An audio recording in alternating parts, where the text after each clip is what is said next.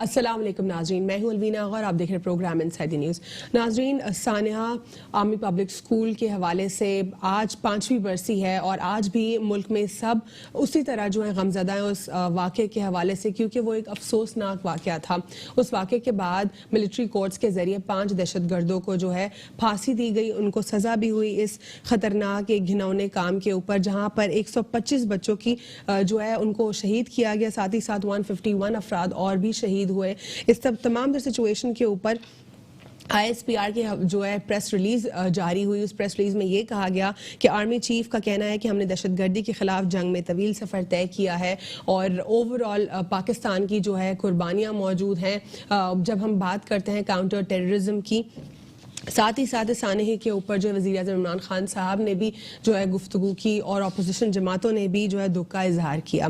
बात करें अगर हम आर्मी चीफ के एक्सटेंशन के हवाले से, आर्मी चीफ का जो एक्सटेंशन अनफॉर्चुनेटली थोड़ा सा जो है उसको कंट्रोवर्शियल बना दिया गया, इसलिए क्योंकि उसके ऊपर बहस मुबाहिसे होते रहे, मुख्तलिफ कानून के हवाले से भी बातचीत होती रही। जब 243 पर कहीं पर बात हुई तो कभी किसी और एक्ट के हवाले से बात होती रही। इसमें साथ ही साथ अब डिटेल जो है चीफ जस्टिस ऑफ पाकिस्तान की हवाले से जो सुप्रीम कोर्ट ऑफ पाकिस्तान उनकी तरफ से जो एक डिटेल जजमेंट रिलीज हुआ है। Chief justice of Pakistan Asif Saeed Khosa साहब ने भी इस डिटेल जजमेंट में ऐड किया है। ये बेसिकली जो जजमेंट था, it was written by Mansoor Ali Shah साहब, और इस जजमेंट को जो है बेसिकली 43 पेजेस के ऊपर जो है ये मबनी है। इसमें यह बताया गया है कि आर्मी चीफ की मुद्दत मुलाजमत में तोसी जो है उसका फैसला तो जैसे कि दे दिया गया था, लेकिन अब ये कहा गया है कि 6 माह के अंदर अंदर अगर इसके अंदर कोई डेवलपमेंट नहीं आई तो जो है जो army chief general Qamar Javed Bajwa साहब है उनकी एक्सटेंशन जो है वो इवेंचुअली कैंसिल हो जाएगी, वो रिटायर हो जाएंगे। साथ ही साथ जो है प्रेसिडेंट ऑफ पाकिस्तान को जो है नए जो आर्मी चीफ है उनका इसके ऊपर फैसला करना पड़ेगा, उनका नाम अनाउंस करना पड़ेगा। तो लेजिस्लेशन का जो टाइम पीरियड दिया गया है वो 6 मंथ्स का है, जैसा कि लास्ट हमने एक जजमेंट देखा है इस ओवरऑल आर्मी एक्सटेंशन के हवाले से। इसको 43 पेजेस में और भी जो है क्लियरली वेरीफाई किया गया है, तमाम तरह इसके जो कंसर्न्स और क्लॉजेज हैं इसके ऊपर बातचीत की गई है। अगर हम कुछ बात करें इस तमाम तरह सिचुएशन के ऊपर कि नैब के हवाले से जो कुछ कंसर्न्स हैं वो ये रहे अब तक कि जो अकाउंटेबिलिटी वो अक्रॉस द बोर्ड नहीं है, और कुछ बातें ये भी होती रही कि जो अपोजिशन जमातें अगर उनके ऊपर कुछ केसेस मौजूद हैं तो उन केसेस के हवाले से क्या डील होगी या क्या प्ली बार्गेन होगा, क्या सिचुएशन होगी, ये क्वेश्चन मार्क था। वज़ीर आज़म ने कुछ अर्सा पहले प्ली बार्गेन की बात की और ऐसा दिखाई दिया कि जो अपोजिशन जमातें हैं और जो प्रोमिनेंट लीडर्स हैं वो प्ली बार्गेन के लिए राजी हो जाएंगे। याद रहे कि प्ली बार्गेन में बेसिकली जो डील होती है that's between the prosecutor and the defendant, और इसमें जो डिफेंडेंट है ही अग्रीज टू बी गिल्टी और एक लॉफुल तरीका कार है, लेकिन जो डील होती है वो ऑब्वियसली अंडर द टेबल होती है। अब देखना यह है कि जो शेख रशीद साहब ने एक स्टेटमेंट दिया है कि मार्च तक नैब को बहुत सारी रकम प्ली बार्गेन की शक्ल में जो है मिलेगी। क्या वो जरदारी साहब के हवाले से कह रहे हैं या किसके हवाले से, क्योंकि अपने इस स्टेटमेंट के दौरान उन्होंने ये भी एक जगह कहा कि जरदारी साहब जो हैं वो हो सकता है इस तमाम सिचुएशन में एग्री ना करें। तो अगर जरदारी साहब की बात नहीं हो रही थी तो ये बात किसकी हो रही थी? क्या इस बात को शेख रशीद साहब खुद भी अभी थोड़ा सटल रखना चाहते हैं या क्या सिनेरियो है? बात करेंगे इन तमाम तर मौज़ूआत के ऊपर, और क्या वाकई जो नैब में अकाउंटेबिलिटी का प्रोसेस है वो क्रॉस द बोर्ड जो है अकाउंटेबिलिटी प्रॉपर तरीके से हो रही है?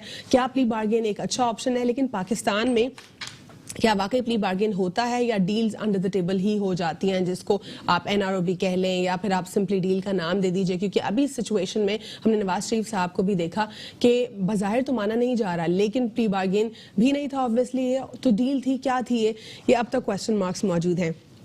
ओवरऑल सिचुएशन के ऊपर हम बात करेंगे डिटेल में, लेकिन एक वक्फा लेंगे। वक्फे के बाद हमें प्रोग्राम में ज्वाइन करेंगे हमारे गेस्ट, और वक्फे के बाद जो है तमाम तर सिचुएशन के ऊपर और तमाम तर मौज़ूआत के ऊपर डिटेल बात करेंगे। Stay with us on inside the news. Welcome back after break. नाज़रीन, प्रोग्राम में हमें ज्वाइन किया फ़ाहद शफीक ने, रहनुमा पाकिस्तान मुस्लिम लीग नून। इनसे बातचीत करेंगे और मज़ीद गेस्ट भी हमें प्रोग्राम में ज्वाइन करेंगे। आपको फॉर्मली वेलकम करते हैं फ़ाहद प्रोग्राम में। फ़ाहद, सबसे पहले बात करूँगी आपसे APS अटैक के हवाले से। मिलिट्री कोर्ट्स के ज़रिए 5 दहशतगर्दों को सज़ा दी गई। आज भी ये हमारी तारीख में, पाकिस्तानी तारीख में एक बदतरीन वाक़या, 5वीं बरसी है आज, क्या कहेंगे इस मौके पर? बिस्मिल्लाहिर्रहमानिर्रहीम। देखिए अलवीना, जैसे आपने बात की कि 5 दहशतगर्दों को इबरतनाक सज़ा दी गई, ये मतलब 5 दहशतगर्दों को बर्दाश्त सजा देने से जिनके बेचारों के 132 के करीब 132 बच्चे थे, 125 बच्चे थे, 151 अफराद थे, टोटल 149 की फिगर थी शायद, जिसमें तो ये सारे लोग अराउंड 150 के करीब लोग बेचारे उसमें शहीद हुए, 175 लगभग 175, तो उसमें शहीद हुए। उसके बाद जो है क्या सिचुएशन रही ऑल ओवर, जब ये दिन आता है तो हम सब, क्योंकि उनको अगर हम अपने बच्चों की तरह देखें तो एक बहुत दिल खून के आंसू होता है जी। और उसके अलावा भी बहुत सारे, आज जैसे आपने देखा पेशावर में दोबारा धमाका हुआ है जी, हाई कोर्ट के बाहर, एग्जैक्टली, उसमें भी कुछ लोग शहीद, मतलब शहीद तो नहीं हुए अभी तक, जख्मी हैं, अल्लाह का शुक्र है। तो ये सारी चीज़ें जो हैं इसके ऊपर मतलब हमारे जो APS था आर्मी पब्लिक स्कूल, उसके बच्चों को शहीद किया गया जिस तरीके से, मतलब वो इंसान नहीं है मेरी नज़र में, वो इंसान नहीं कहलाएंगे, वो हैवान कहलाएंगे कि जो इस तरीके से आके, उनके भी अपने बच्चे होंगे लाजमी जो जिन्होंने आके ये सानिया अंजाम दिया। तो इसके ऊपर पूरी कौम यकजा है और एक पेज पे आती है। ये बहुत अच्छी बात है कि हमारे यहाँ कोई भी इस तरीके की सिचुएशन होती है या हमारे मुल्क के ऊपर जब बात आती है ना, तो सारी पॉलिटिकल पार्टीज वन पेज पे होती हैं, अपने सारे इख्तलाफात दूर करके और एक पेज पे आ जाती हैं। जैसे कि घर में कभी कोई इशू हो किसी के, तो सारे भाई एक हो जाते हैं, आपस में सबके इख्तलाफात रहते हैं। तो हम सब बहुत ज्यादा गम में मुब्तला हैं और अपने बच्चों की तरह सोचना चाहिए, तो बंदे को उससे ज्यादा एहसास होता है कि कल को अगर अल्लाह ना करे हमारा बच्चा इस जगह होता तो हम क्या, हमारी क्या सिचुएशन होती। तो उन माँ बाप के साथ हमारी दिली हमदर्दी है, हमारी पार्टी की तरफ से भी, मेरी तरफ से भी, और पूरी पाकिस्तानी कौम, क्योंकि इंसानियत के नाते वो किसी भी मतलब कि वो तो सारे चले मुसलमान ही थे, लेकिन किसी भी मजहब से ताल्लुक रखते हो, कोई भी कहीं भी सानिया हो, इवन के पाकिस्तान में भी ना हो, कहीं और हो, जैसे न्यूजीलैंड में भी हुआ था आपके सामने, तो एक बॉडी पाकिस्तान भी आई थी जो डिस्ट्रिक्ट सेंट्रल में, मैं उनके घर भी गया था, उसके फ्यूनरल में भी गया था। तो एक बिल्कुल अजीब सा समा होता है, और उनके माँ बाप के अंदर ना, आप यकीन करें कि एक गम, जैसे किसी का इंतकाल हो जाए तो एक अजीब सा गम होता है ना, उनके अंदर पावर ऑटोमेटिकली अल्लाह ताला पावर डाल देता है, क्योंकि जो कोई चीज अल्लाह लेता है तो उससे डबल उसको वापस करता है। ये तो अल्लाह ताला का उसूल है। तो हम सब उनके साथ शरीक हैं उस गम में और उनके साथ स्टैंड करते हैं। जी, चीफ जस्टिस ऑफ पाकिस्तान का बयान है, वो कह रहे हैं कि अगर आर्मी चीफ के एक्सटेंशन के हवाले से लेजिस्लेशन नहीं बनती तो आर्मी चीफ को विद इन 6 मंथ्स रिटायर्ड होना चाहिए, और हो जाएंगे वो टेक्निकली रिटायर, और साथ ही साथ प्रेसिडेंट आरिफ अलवी साहब जो हैं उनको नया जो नाम है वो भी अनाउंस करना पड़ेगा, नया आर्मी चीफ जो है वो अपॉइंट किया जाएगा। क्या आपको लगता है विद इन 6 मंथ्स लेजिस्लेशन हो जाएगी, या इस सोल्यूशन को जो है ठीक से टेकअप किया जाएगा, और अगर ऑलरेडी हमारे एक्ट में या कॉन्स्टिट्यूशन में इसके वाले से कोई सोल्यूशन मौजूद है, उस पर बात होगी? देखिए, जैसे आप चीफ जस्टिस का तफसीली बयान जारी हुआ है और फैसला जो उन्होंने जारी किया तफसीली, उसमें यही कहा गया है कि आप with in 6 months army chief जो है वो रिटायर हो जाएंगे। ये एक्सटेंशन थी ना उनकी 6 मंथ्स की, और उसके बाद नया जनरल जो भी उसको आर्मी चीफ बना दिया जाएगा। वो होती है सवाबदीद लाइक गवर्नमेंट की, जो एग्जिस्टिंग गवर्नमेंट होती है उसकी सवाबदीद होती है प्राइम मिनिस्टर और प्रेसिडेंट ऑफ पाकिस्तान आपस में मशवरा करके, या प्रेसिडेंट प्राइम मिनिस्टर जो है वो रिकमेंड करते हैं प्रेसिडेंट को, वो अप्रूवल देते हैं। ये हमारा प्रोसीजर है जो चलता आ रहा है कॉन्स्टिट्यूशन के हिसाब से। तो इसके अलावा अगर वो कोई और एक्सटेंशन चाहते हैं या कोई आइन में तरमीम चाहते हैं तो उनको पार्लियामेंट जाना पड़ेगा।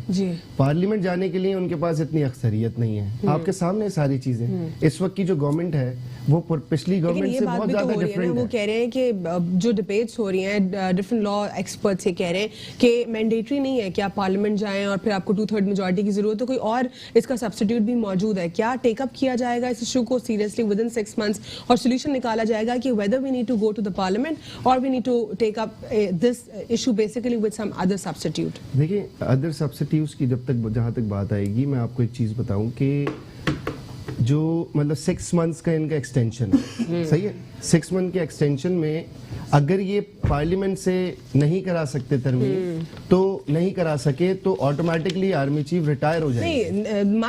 माय पॉइंट इज कि अगर क्योंकि पार्लियामेंट के लिए तो दिस इज वेरी ऑब्वियस कि 2/3 मेजॉरिटी के लिए जाएंगे, वो इस वक्त दिखाई नहीं दे रही क्योंकि ऑपोजिशन और हुकूमत में जो है एक वन पेज पर नहीं, एक कॉन्फिडेंस दिखाई नहीं दे रहा। लेकिन दूसरा अगर सब्स्टिट्यूट हम देखते हैं, दूसरे सब्स्टिट्यूट की तरफ अगर जाते हैं तो ऑब्वियसली इनको इसकी जरूरत नहीं पड़ेगी। लेकिन आपको लगता है कि हुकूमत अभी खुद क्लियर है कि whether they need to go to the parliament or they need to go for the substitute? देखिए, मुझे नहीं नहीं लगता, क्योंकि हुकूमत ने अभी तक अपोजिशन से कोई इस तरीके के ताल्लुकात रखे नहीं हैं, क्योंकि इन्होंने डे फर्स्ट से जब से ये हुकूमत में आए हैं इन्होंने सिर्फ और सिर्फ एहतसाब किया है अपोजिशन और अपनी इख्तलाफात पार्टी जो भी पीपल्स पार्टी हो गई या PMLN हो गई, all over across the board एहतसाब इन्होंने नहीं किया। तो उसकी एक वजह यह है कि इनको ये लोग पार्लियामेंट में जाते हुए घबराएंगे। और मेरा देखें अलवीना, मैं एक बात कहता हूँ कि चीफ ऑफ आर्मी स्टाफ की जो सीट है ना वो बहुत प्रायर सीट है। आपने जिस तरीके से अभी उनके एक्सटेंशन में जो मतलब सारी चीजें की हैं, इस तरह ये अनप्रोफेशनल वाला तरीका है। But again, the question is, they actually copied the same notification which was given in the time period of Kiani साहब। तो नहीं, अब ये वो अगर वो एक डिफरेंट सिनेरियो था। नहीं, क्यों डिफरेंट सिनेरियो था फहद? उस पे वही नोटिफिकेशन कॉपी किया है, डिटो वही है। ये इसको confess chief justice of Pakistan ने भी किया है, इस पर बात फरूक नसीम साहब ने भी किया है कि ये पर्टिकुलरली बिल्कुल वही नोटिफिकेशन था। तो सवाल ये रेज होता है कि अगर ये हुकूमत ना अहल है तो फिर पिछली हुकूमत भी जिसने उसका आर्मी चीफ का वो एक्सटेंशन निकाला था तो फिर वो भी ना अहल हुई। देखिए ये कंफ्यूज थे बिकॉज इमरान खान ने, अगर आपको याद हो तो कुछ टाइम पहले एक नोटिफिकेशन कर दिया था कि आर्मी चीफ एक्सटेंड करेंगे, सही है, उसके ऊपर ये इशू बना है। तो इमरान खान की तो है ही नहीं सवाबदीद, ये तो नोटिफाइड प्रेसिडेंट ऑफ पाकिस्तान करता है आर्मी चीफ को। इमरान खान सिर्फ सजेस्ट कर सकते हैं। एतजाज अहसन साहब कहते हैं कि ये पर्टिकुलरली डोमेन में आता है वजीर आजम। देखिए शुरू से जो कॉन्स्टिट्यूशन है वो यही है, इसके ऊपर ही सुप्रीम कोर्ट ने नोटिस लिया था ना जी। तो इसके ऊपर नोटिस नहीं लिया था, नोटिस ये मतलब एक पिटीशन दायर की गई थी रियाज राही की जानिब से, उन्होंने जिसमें ये कंसर्न जाहिर किए थे कि ये जो नोटिफिकेशन है ये एज पर दी लॉ दुरुस्त नहीं है। तो जिसके ऊपर तमाम तरह की सिचुएशन आई, फिर तो ये मालूम पड़ा कि जो पिछली एक्सटेंशन थी वो खुद इटसेल्फ अनलॉफुल थी। अगर अनलॉफुल नहीं थी तो वाकई अगर कानून साइलेंट है, कुछ पर्टिकुलर रीजंस की वजह से साइलेंट है, क्योंकि एतजाज अहसन साहब ये बात कहते हैं, बहुत बड़े लीगल एक्सपर्ट हैं, उनका ओपिनियन जो है काफी डिटेल्ड होता है, लेकिन इस पर अब भी कंफ्यूजन दिखाई दे रही है। ये हम जानने की कोशिश करेंगे पाकिस्तान तहरीक इंसाफ के नुमाइंदे से। लेकिन इस वक्त हमारे साथ मौजूद है लियाकत अली साहब जो कि मेंबर सूबाई असम्बली है पाकिस्तान पीपल्स पार्टी से। आपको प्रोग्राम में फॉर्मली वेलकम करते हैं। सर, आर्मी चीफ के एक्सटेंशन के ऊपर आपका क्या कहना है कि क्या हुकूमत कंफ्यूज है इस वक्त कि उनको कैसे जाना है इस एक्सटेंशन की तरफ? आर्मी चीफ के एक्सटेंशन के हवाले से जो हुकूमती टीम ने जो तरीक़ेकार अपनाया, 3 मरतबा वो बैठ कर फिर भी वो चीफ जस्टिस साहब ने कहा कि इतने नायल लोग आपने बिठाएं कि अभी तक उसको जो तरीक़ेकार है उस पर वो पूरा नहीं उतरे। बहरहाल कियानी साहब का एक्सटेंशन किसने निकाला था सर?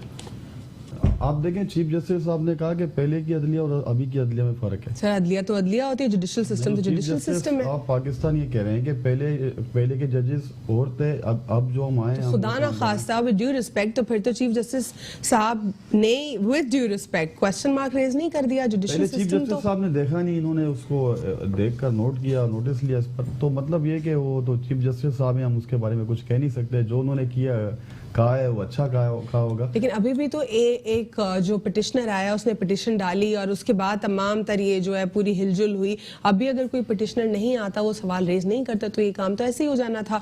ना अदलिया ने इसके ऊपर सवालात उठाने थे, ना किसी और इंस्टीट्यूशन ने उठाने थे। बिल्कुल, हमें सिस्टम ठीक करना है। हम सारी सियासी पार्टियां बैठ जाएंगे तो ये तमाम मामला बेहतर हो जाएंगे। तो एक्सटेंशन की मेरे ख्याल में कोई ज़रूरत थी नहीं। क्या इस वक्त हुकूमत की जो हुकूमती जो जमातें हैं, उन्होंने हुकूमत के नुमाइंदों ने क्या आपसे इस पर कोई बातचीत करने की कोशिश की या अपोजिशन से बात करने के लिए कोई इंटरेस्ट नहीं जाहिर किया गया? इसमें बिल्कुल वो कोई बात नहीं कर रहे हैं। वो कहते हैं कि जिनको एक्सटेंशन लेना है वो खुद बात करेंगे, क्योंकि हुकूमत अपने बिल्कुल कौन बात करेगा? जिनको एक्सटेंशन लेना है वो खुद बात करेंगे। उस तरह की बातें कर रहे हैं पीटीआई के लोग, क्योंकि अनमेच्योर लोग सारे उन्होंने बिठाए हुए हैं पीटीआई में, जो मुख्तलिफ हर 5 साल के बाद उनकी पार्टी चेंज हो जाती है। कभी यही लोग काफ लीग से नून लीग से पाकिस्तान पीपल्स पार्टी, फिर पीटीआई, यही चेहरे हैं 20-25 लोग जो पाकिस्तान की सियासत को हमेशा इधर उधर करते हैं। और ये जब जिस जगह जहाँ पर गवर्नमेंट बन रही होती है वहीं पर चले जाते हैं। और आप मुझे बता दें कि 20-22 साल से ये लोग सारे सिस्टम में मौजूद हैं। जिसकी भी गवर्नमेंट आई है, परवेज मुशर्रफ साहब की गवर्नमेंट में यही लोग काबीना में थे, नून लीग की क्या गवर्नमेंट ऑपोजिशन जमातें ये सवाल नहीं उठा रही अब आर्मी चीफ के हवाले से, या फिर आप लोग को भी कोई इंटरेस्ट नहीं है कि अगर रहते हैं तो रहें, रिटायर होते हैं तो रिटायर हो जाए, नए आर्मी चीफ ने आना है तो आ जाए? क्या आप सवाल नहीं कर रहे हुकूमती जमातों से कि जो फैसला आया है जो सुप्रीम कोर्ट का आर्मी चीफ साहब की एक्सटेंशन के हवाले से, उस पर क्या अपडेट है? पीटीआई वालों का जो रवैया था, जो उनमें डर था, वो सब पूरी कौम ने देखा। जिस तरह वो आर्मी चीफ के हवाले से जिस तरह वो सीरियस थे, क्योंकि ऐसा लग रहा था कि कोई नून लीग से कोई आर्मी चीफ आ रहा है या पाकिस्तान पीपल्स पार्टी से आ रहा है, आकर उनके खिलाफ पता नहीं क्या कार्रवाई करेंगे।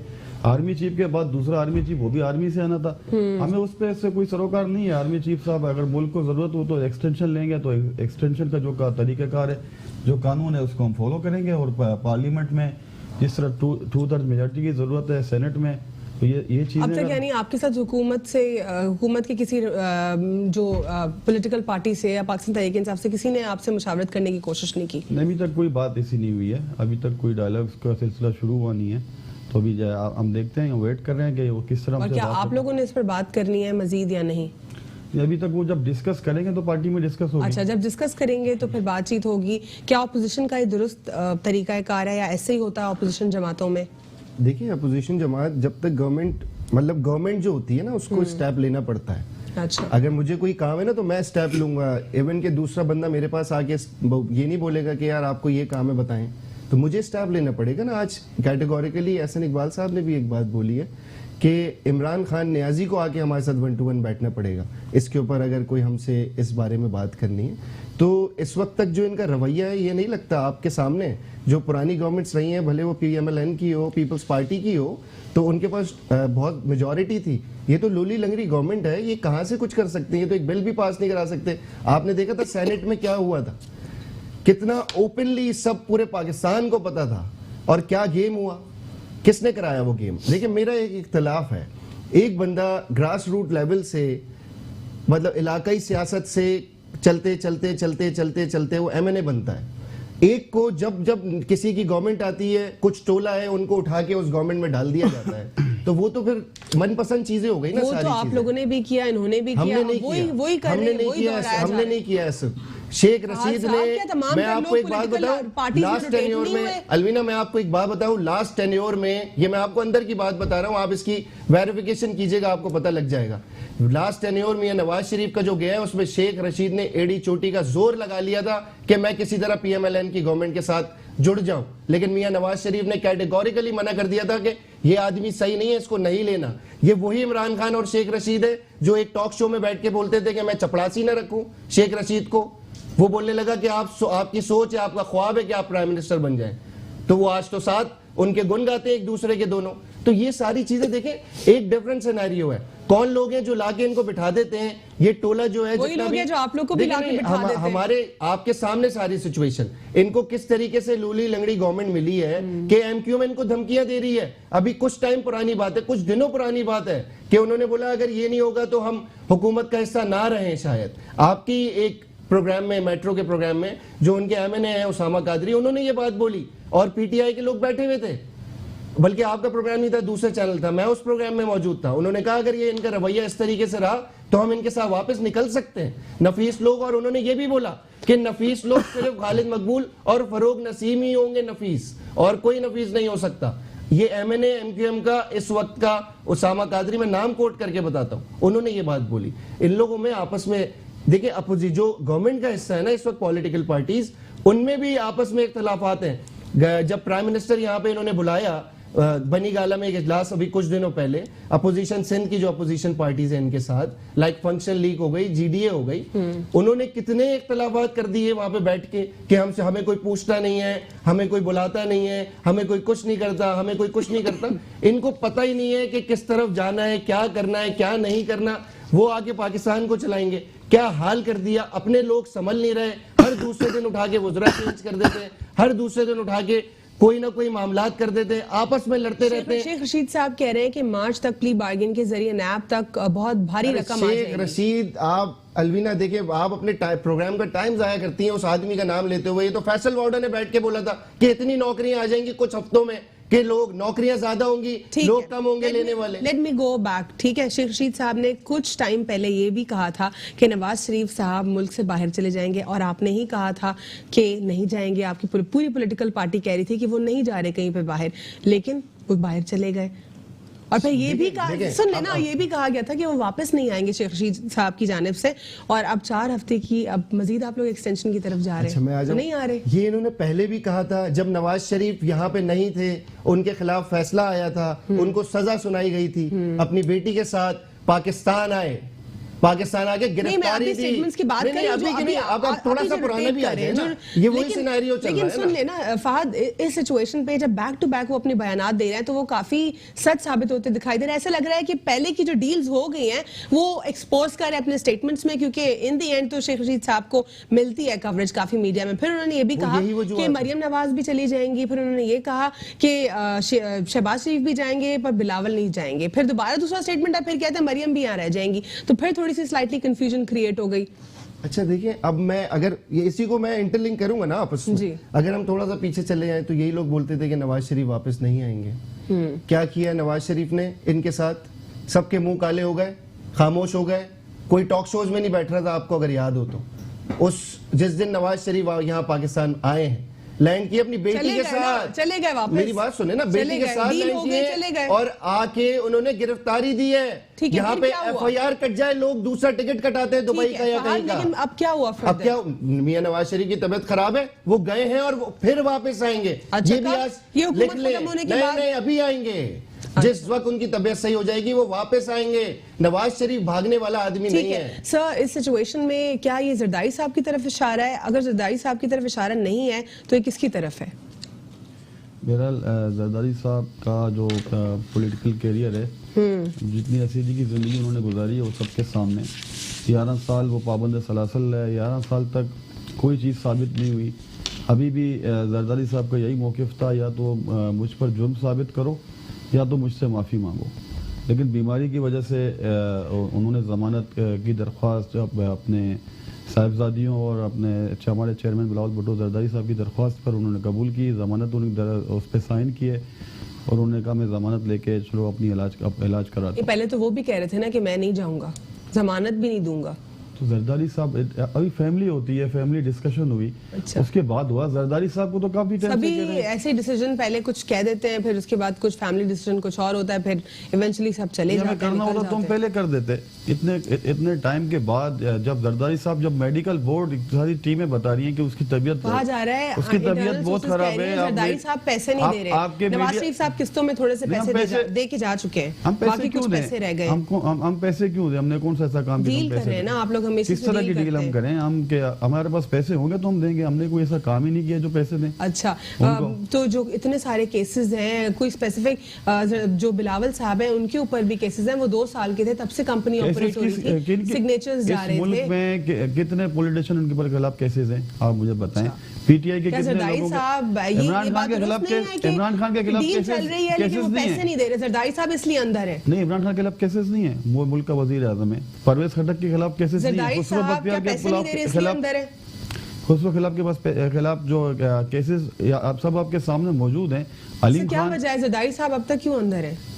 नवाज शरीफ साहब चले गए, वो पाकिस्तान पीपल्स पार्टी की तारीख अभी तक अंदर है। पाकिस्तान पीपल्स पार्टी की तारीख की यही कुर्बानी देना, हम कुर्बानियां देते हुए आ रहे हैं इस मुल्क के लिए। हमारे शहीद जुल्फ़िकार अली भुट्टो साहब ने कुर्बानी दी, उन्होंने फांसी का फंदा गले लगाया, इस मुल्क से बाहर नहीं गए। आपके सामने सऊदी अरब के एयरलाइन यहाँ पर खड़े थे, उन्होंने कहा नहीं मैं तारीख में अमर होना चाहता हूँ। और आज आप देख सकते हो कि हमारे शहीद जुल्फ़िकार अली भुट्टो साहब के जो बरसी होती है मज़ार पर लाखों लोग होते हैं। और दूसरी तरफ एक आमिर का आपने कभी देखा होगा ज़ियाउल हक़ का कभी कोई किसी ने बरसी मनाया हो? जो शाह फैसल जो इस्लामाबाद की बीच पर जो मौजूद है, वहाँ पर कोई दुआ के लिए नहीं जाता है। और ये घड़ी खुदाबख्श, मुझे एक सिंपल सवाल का जवाब दे दीजिए। जरदारी साहब जैसे कि वो पहले कह रहे थे कि मैं नहीं जाऊंगा बाहर, फिर दरख्वास्त भी दायर कर दी, कहते हैं आसफा बीबी कहती हैं कि अब आप जिद छोड़ दें और निकल जाएं। ठीक है, ये बात हमने समझ ली, लेकिन ये एक जो है सडनली फ्लिप फ्लॉप सिचुएशन दिख रही। एक तरफ पहले ना था और अब सडनली वो थोड़ा मोल्ड हो रहे हैं अपने जवाब के हवाले से। तो क्या वो डील के लिए सोच रहे हैं या वो पैसे नहीं देना चाह रहे हैं, बस सिर्फ ऐसे ही निकलना चाह रहे हैं? पैसे, हमारा तो मौक़िफ़ बिल्कुल वाज़ेह है। आप या साबित करो या माफी मांगो। जरदारी साहब ने बार बार ये कह चुके हैं, मीडिया में कह चुके हैं, आपके जो अपना कोर्ट में वो कह चुके हैं ये बातें कि आप तो हम या तो जुर्म साबित करो मुझ पर, मुझे बंद करो, या मुझसे माफी मांगो। वो तो जमानत लेने को भी तैयार नहीं थे, बड़े मुश्किल से उनको राजी किया गया जमानत के ऊपर। तो ये आपको क्या लगता है नवाज शरीफ साहब कैसे गए हैं? क्या वो डील करके गए हैं कोई? वो आपको ज्यादा पता होगा नवाज शरीफ साहब किस तरह गए। अभी आप देखें ना, अभी इस मुल्क का एक ऐसा नायल वजीर आजम है जिसके जो अपना जो टीम मेडिकल बोर्ड उसने बनाई, मेडिकल बोर्ड ने कहा कि उसकी तबीयत खराब है। आपके उसके शौकत खानम हॉस्पिटल के डॉक्टर्स आए, उन्होंने कहा उसकी तबीयत खराब है, इसको जल्दी मुल्क से भेजो। चीफ जस्टिस हुकूमत तो फंस गई थी कि किसी तरह इमरान खान साहब को कह रहे हैं कि गवाही दे दे नवाज शरीफ साहब की। इमरान खान साहब आखिर किसी की गवाही कैसे दे सकते हैं? तो सिर्फ अल्लाह ही बता सकता है। अल्लाह के पास ही ये इसका जवाब है कि कोई कितना किसको जिंदा रहना है। इस मुल्क में किसी की गवाही इस तरह का बेबस वजीर आज़म आज तक हमने नहीं देखा, जो खुद मेडिकल बोर्ड बनाया, जो खुद डॉक्टर भेजे, खुद टीमें भेजे, जो खुद कहे भी कि अपने वज़रा को नवाज शरीफ के खिलाफ बयानबाजी बंद करें, उसकी तबीयत बहुत खराब है। वो 2 मरतबा 3 मरतबा काबीना की मीटिंग कॉल की, उसके बावजूद जब उसको बाहर भेजते हैं। तबीयत जरा वाकई ज्यादा खराब है नवाज शरीफ साहब से, लेकिन नवाज शरीफ साहब अल्हम्दुलिल्लाह तंदुरुस्त दिखाई देते हैं। और फिर भी जो है उनकी रिपोर्ट्स ने लेकिन उनको तंदुरुस्त साबित नहीं किया और वो बाहर चले गए। अपोजिशन जमातों की जानिब से जो अब स्टांस आ रहा है वो यही है कि फर्दर और एक्सटेंशन हो जाएगी, क्योंकि जजमेंट में लिखा हुआ है कि अगर नवाज शरीफ साहब की जो सेहत है वो ठीक नहीं होती तो ऑब्वियसली वो वहाँ पे स्टे करेंगे। और इस पर जो है फिरदौस शमीम नकवी साहब का बिल्कुल मुख्तलिफ स्टांस है। वो कहते हैं कि हमारे पास कोई ऐसी अपडेट नहीं है। तो आखिर क्या सिनेरियो, उस पर भी बात करते हैं छोटे से वक्फे के बाद। Stay with us on inside the news. Welcome back after break. नाज़रीन, ब्रेक से कबल मैं सवाल छोड़कर गई थी कि क्योंकि नवाज शरीफ साहब जो है उनका 4 वीक्स का टाइम पीरियड था जो वो अपनी एक बेल पर गए थे कि क्योंकि उनकी तबीयत जो है नासाज है, इसलिए ये मेन कंडीशन थी उनकी, कंसर्न ये था। अब इस हवाले से फिरदौस शमीम नकवी साहब का कहना ये है कि उनको कोई ऐसी अपडेट नहीं मिली। क्या सिचुएशन है, इस पर जानने की कोशिश करेंगे फाद से। जी फाद। देखिए, मैं आपको एक बात बताऊं कि मियां नवाज शरीफ को जब सजा हुई थी ना, ये पूरा गेम बनाया गया था। सही है। मियां नवाज शरीफ को जब सजा हुई वो बाहर थे, उनकी बेटी भी बाहर थी। अपनी अहलिया को कौमा में छोड़ के नवाज शरीफ अपनी बेटी को लेके आया। ये लोग समझ रहे थे कि मियां नवाज शरीफ नहीं आएंगे, लेकिन वो अपनी बेटी को लेके आया और वो जेल में थे तो उनकी अहलिया का इंतकाल हो गया। ये सब पूरे पाकिस्तान को पता है। सही है। उसके बाद ये आए, लोग परेशान हो गए कि यार आ क्यों गए। जिस दिन से ये जेल में गए थे उस दिन से इनके ऊपर प्रेशर था। ये भी मैं आपको बताऊं कि मियां नवाज शरीफ की फैमिली को भी कुछ लोग अप्रोच करते थे कि इनको बोलो कि ये बाहर चले जाएं, लेकिन मियां नवाज शरीफ बाहर नहीं जाते थे। सिचुएशन क्या थी कि उसके बाद क्योंकि वो हार्ट के पेशेंट ऑलरेडी थे, सारी चीजें मामला चल रहे थे, तबीयत खराब हुई, बोर्ड बनाया गवर्नमेंट ने, जो इस वक्त की ना अहल गवर्नमेंट है, उसने बोर्ड बनाया मेडिकल। बनवाया गया। देखिए, बनवाया गया या बनाया ये तो वो बताएंगे पीटीआई वाले, या ये आप लोग बताएंगे, हमें तो नहीं पता। लेकिन गवर्नमेंट का बोर्ड था, गवर्नमेंट के डॉक्टर्स थे उसमें। उसके बाद वजीर सेहत पंजाब, जिन्होंने आके बात बोली थी कि उनकी वाकई में तबीयत खराब है और उनको बाहर जाना चाहिए, उनका बयान था। क्यों ये लोग बोल रहे थे? आप जरा ले लें किसी पीटीआई वाले को लाइन पे कि तबीयत खराब नहीं थी। खुदा ना खास्ता, अल्लाह ना करे मेरी उम्र लगे मेरे कायद को कि नवाज शरीफ को अगर जरा सा कुछ हो जाता ना तो इनके गले में आ जाती सारी चीजें। ये इस वजह से, और ये आज से नहीं, ये उस वक्त से परेशान थे जब नवाज शरीफ लंदन में थे कि मत आए। ये एक और नया जेस्टर देना चाहते थे। नवाज शरीफ माशाल्लाह 25 दिसंबर को 70 साल के हो जाएंगे। आप मुझे एक बात बताएं, क्या जरूरत है नवाज शरीफ को पॉलिटिक्स छोड़ दें, लंदन में बैठे रहें?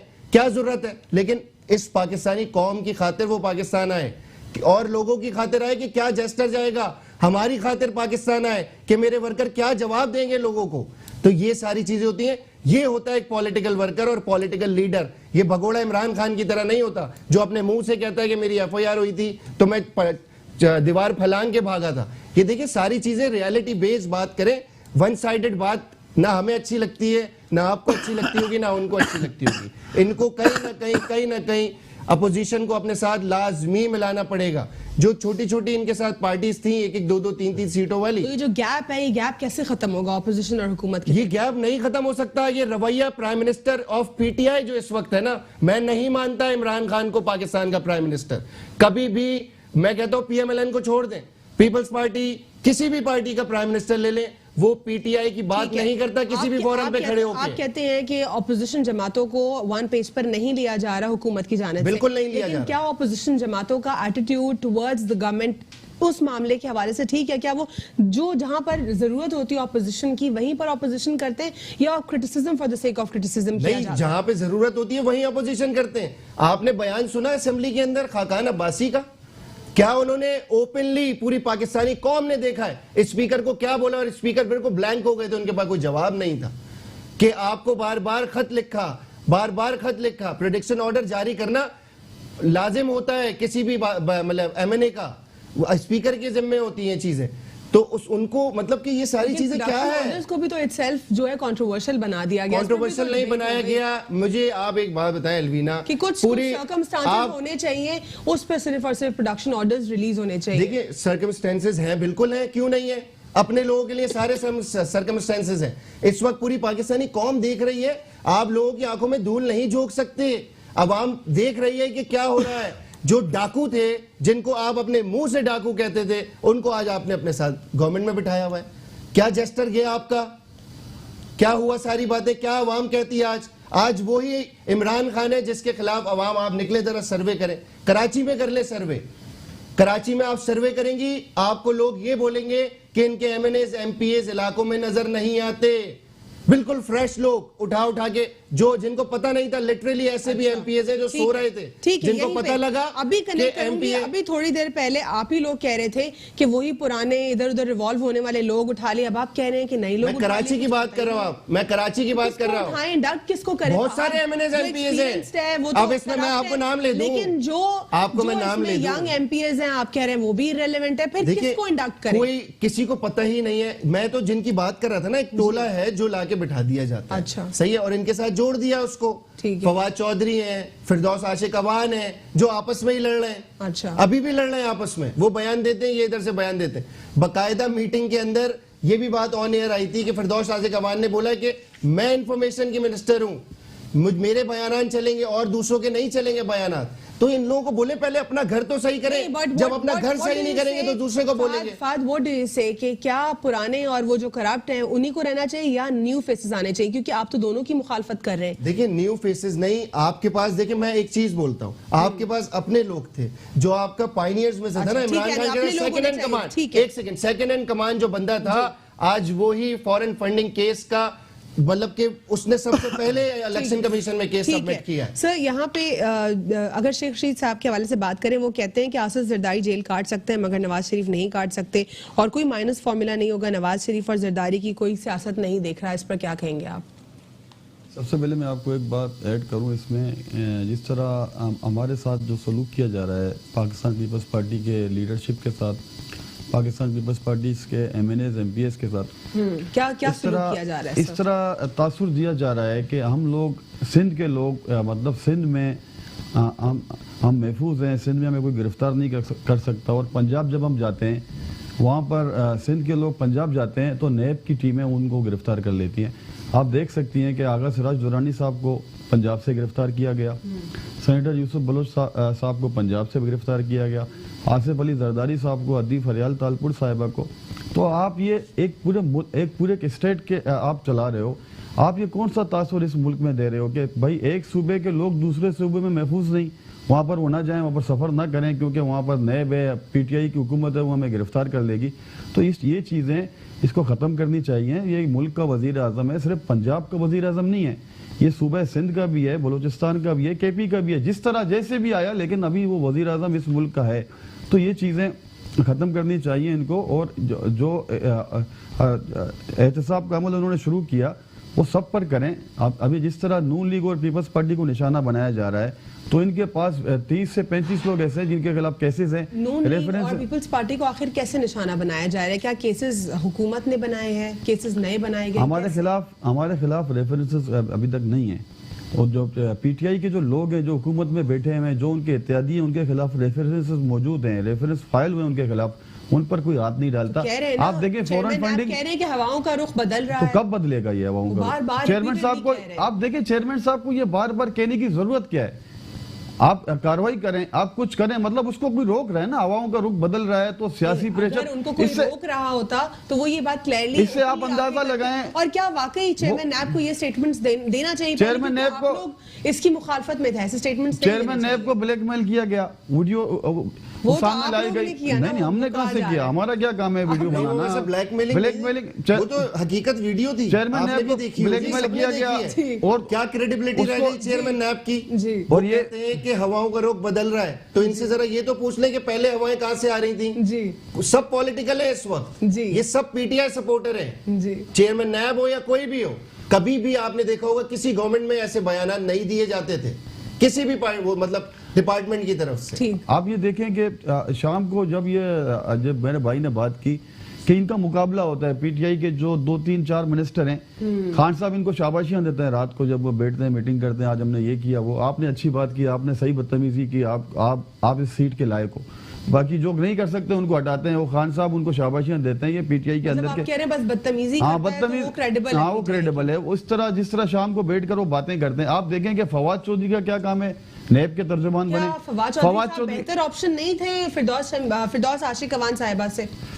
देखिए, फिरदौस आशिक अवान ने पीटीआई के वर्कर्स के हवाले से क्या बातें की वो मैं दोहराना नहीं चाहता। पीटीआई के लेडीज, फवाद चौधरी साहब इस डेजिग्नेशन के लिए एप्रोप्रिएट या बेहतर नहीं थे?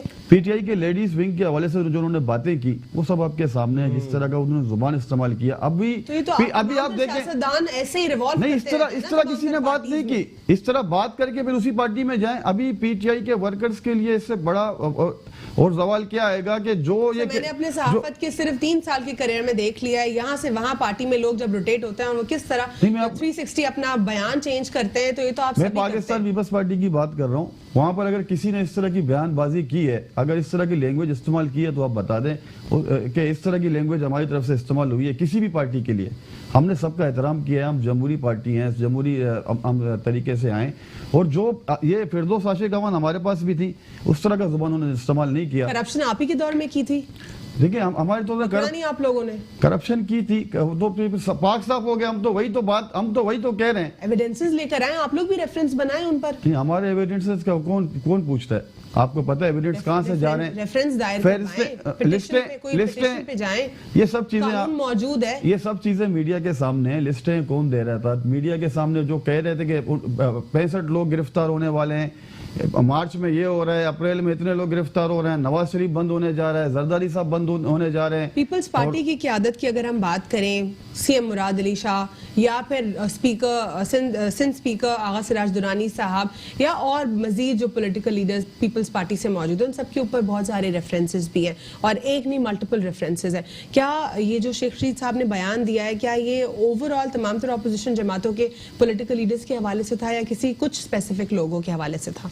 देखिए, शेख रशीद साहब को इतना हम सीरियस नहीं लेते, आप मीडिया वाले जितना लेते हो। हम तो उसकी जो बयान तो देते हैं, हम तो उस पर हमारी पार्टी डिस्कस ही नहीं करती कि ये हर साल, ये मैं कहता हूँ कि ऐसे लोग हैं जो हर साल पार्टी चेंज करते हैं, जिनका नजरिया नहीं है, जिनके अंदर का जो ज़मीर है वो मर चुका है। इनके अंदर का जो ज़मीर है, ये कभी आज इमरान खान के लिए बात कर रहे हैं, कल किसके लिए बात करते थे, कल इमरान खान को क्या बोलते थे। अली साहब, बहुत बहुत शुक्रिया प्रोग्राम में शिरकत करने के लिए। फाज शफीक, आपका भी प्रोग्राम में शिरकत का बहुत बहुत शुक्रिया। शेख रशीद साहब के इस बयान से कुछ क्यूरोसिटी जनरेट हो रही है कि क्या वो स्पेसिफिक लोगों के हवाले से बात कर रहे हैं या वो जो है जनरली बात कर रहे हैं, और क्या वाकई ये स्टेटमेंट दुरुस्त भी है या नहीं, क्योंकि अब कुछ जो स्टेटमेंट्स हैं उनके वाकई एक सही प्रोटेक्शन साबित तो हो जाते हैं, लेकिन कुछ स्टेटमेंट्स जो हैं फिर वो दोबारा जो है वैसे दुरुस्त साबित भी नहीं होते। साथ ही साथ अकाउंटेबिलिटी प्रोसेस की अगर हम बात करें तो चेयरमैन नैब को बार बार रिमाइंड कराना पड़ रहा है इस वक्त कि जो हवाओं का रुख है वो तब्दील होता जा रहा है। मुल्क में बहुत सारी नेगेटिव डेवलपमेंट्स आई पिछले हफ्ते में। अनफॉर्चुनेटली लोगों ने, अगर मैं वकला के हवाले से बात करूं तो उसको क्रिटिसाइज किया सिर्फ और सिर्फ वकीलों के ऊपर टारगेट करके, लेकिन यहाँ पर एक बायस नहीं, एक न्यूट्रल जो है जर्नलिस्ट होकर अगर मैं अपना ओपिनियन देती हूँ, क्योंकि सहाफ़ी अपना ओपिनियन तो नहीं दे सकता, क्वेश्चन रेज कर सकता है, लेकिन जो मेरा एनालिसिस है सिचुएशन के ऊपर वो ये है कि दोनों प्रोफेशंस जो हैं बहुत मोतबर है, दोनों का कसूर है इस सिचुएशन में। लेकिन जो सिचुएशन है तमाम तरह, क्योंकि सोल रिस्पॉन्सिबिलिटी को पहले देखा जाता है, तो इसीलिए वकला बिरादरी के हवाले से कहा जा रहा है कि इन्होंने बहुत गलत किया और तमाम तरह कसूर उनके ऊपर आयद हो रहा है।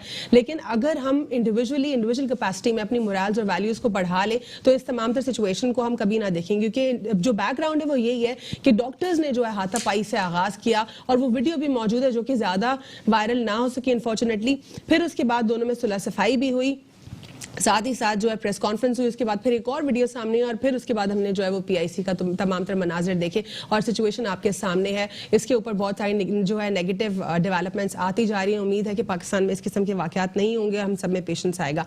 आज के लिए इतना ही, अल्लाह हाफ़िज़, गॉड ब्लेस यू ऑल।